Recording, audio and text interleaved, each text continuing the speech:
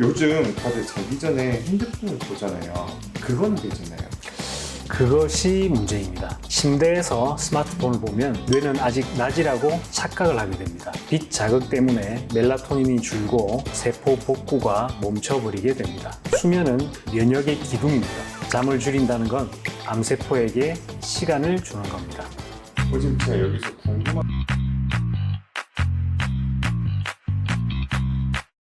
네, 원장님 안녕하세요. 안녕하십니까? 원장님 요즘은 암은 유전보다 생활 습관이라는 말이 많잖아요. 정말 그런 건지 여쭤보려고 카메라를 켜게 됐습니다. 생활 습관.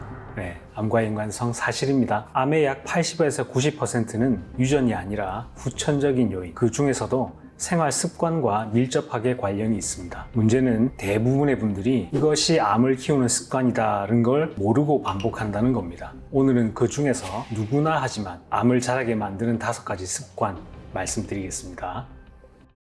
첫 번째 습관은 야식 루틴입니다. 밤 11시 이후 식사하는 것이죠. 야식 사실 거의 매일 드시는 분들도 많습니다. 그런데 위는 밤에도 쉬지 않습니다. 이때 먹은 음식이 위에 오래 머물면서 위산 역류와 세포 손상이 동시에 일어납니다. 특히 탄수화물, 튀김류 야식은 위벽 세포의 재생 주의를 늦추고 장기적으로 위점막 변형을 유도할 수 있습니다.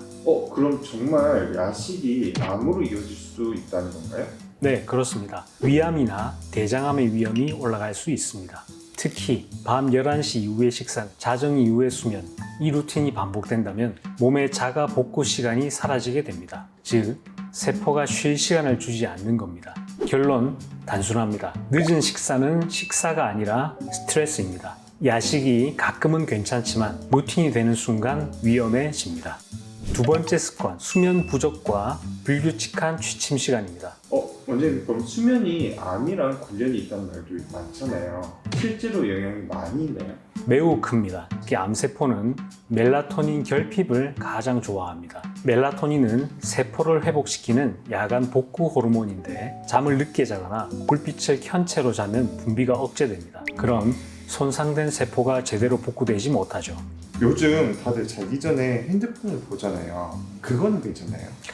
그것이 문제입니다. 침대에서 스마트폰을 보면 뇌는 아직 낮이라고 착각을 하게 됩니다. 빛 자극 때문에 멜라토닌이 줄고 세포 복구가 멈춰버리게 됩니다. 수면은 면역의 기둥입니다. 잠을 줄인다는 건 암세포에게 시간을 주는 겁니다. 지금 제가 여기서 궁금한 게 있는데 뇌가 잠을 많이 못 잔다고 하셨었잖아요. 근데 반대로 야간 일을 하시는 분들께서는 밤낮이 바뀌면 그거는 괜찮아요? 괜찮다고 볼 수는 없습니다. 하지만 어쩔 수 없는 상황이라면 가능하면 야간 일을 하고 나서도 규칙적인 수면 패턴을 유지하는 것이 가장 좋다라고 생각됩니다. 네, 감사합니다. 다음은 조금 의외일 수가 있죠. 감정을 억누르는 습관입니다. 스트레스를 표현하지 않고 계속 참는 분들이 오히려 암 발생률이 높다는 연구가 있습니다. 그럼 감정이 정말 암하고 직접 연결이 되는 건가요? 직접적인 원인이다라기보단 스트레스 호르몬인 코르티솔이 면역 세포의 기능을 약하게 만듭니다. 즉, 암 세포를 감시하고 제거하는 능력이 떨어지는 겁니다. 그리고 화를 억누르고 참는 습관이 쌓이면 몸 전체가 긴장 상태로 굳어지게 됩니다. 즉, 혈류가 줄고 산소 공급이 떨어지죠. 결국 세포가 숨을 못 쉬게 되는 겁니다. 감정을 누르는 건 정신의 문제가 아니라 세포의 산소 문제입니다. 그러면 이게 그 말로만 듣던 화병 같은 건가요? 네, 그럴 수도 있습니다. 그런 것들이 신체적으로 나타나는 것이 화병일 수가 있는 거죠. 네 번째 습관은 물 대신 커피 제로 음료로 수분을 해결하는 것입니다. 우리 몸의 해독 과정은 수분을 기반으로 이루어지는데 카페인 음료는 오히려 이뇨작용을 일으켜서 수분을 빼앗습니다. 실제 몸이 가벼워진 것처럼 느껴져도 사실은 세포가 마르고 세포의 독성이 남는 겁니다. 결국 노폐물 배출이 늦어지고 암세포가 자라기 좋은 환경이 만들어집니다. 자, 정리를 하면 하루 1.5에서 2리터의 물과 수분, 이 단순한 루틴이 암 예방의 첫걸음입니다. 마지막은 너무 당연해서 놓치는 부분일 수 있습니다. 이 바로 운동이죠. 운동은 단순히 근육을 만드는 게 아니라 세포를 새로 만드는 행위입니다. 움직이지 않으면 세포에 산소가 공급되지 않고 면역 세포의 순환이 둔해집니다. 결국 손상된 세포가 오래 머물면서 암세포의 발화 환경을 만들게 됩니다. 그럼 하루 종일 앉아있는 직장인분들 있잖아요. 그럼 암 위험도 높아질 수 있다는 건가요? 네, 맞습니다. 하루 12시간 앉아있는 건 운동 부족보다 더 위험하다 할 수 있습니다. 적게라도 자주 움직이는 것이 중요합니다. 이 움직임 자체가 면역의 스위치이기 때문입니다. 원장님, 그러면 보통 저희가 일반 사람들이라고 하면은 밖에 나가고 뭐 출퇴근하면서 뭐 근육을 쓰잖아요. 그거는 그 정도 운동은 괜찮은 건가요?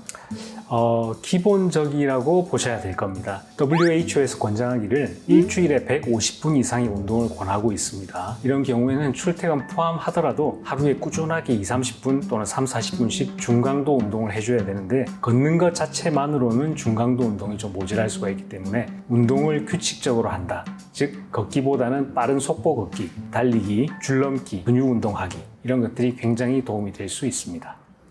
오늘 말씀드린 5가지 야식 먹기, 수면 부족, 스트레스, 수분 부족, 운동 부족 모두 누구나 하는 습관이죠. 하지만 이게 반복된다면 몸속 세포들은 점점 변하고 회복보다는 손상이 빨라집니다. 암은 어느 날 갑자기 생기지 않습니다. 매일매일 반복되는 작은 틈이 쌓여서 어느 날 그 이름을 얻게 되는 것입니다.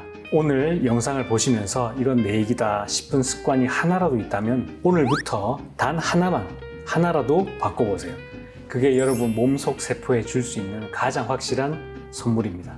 오늘 영상이 도움이 되셨다면 좋아요와 구독으로 건강한 루틴을 함께 만들어 가 주십시오. 저는 다음 영상에서 더 확실한 건강 정보로 찾아뵙겠습니다. 감사합니다.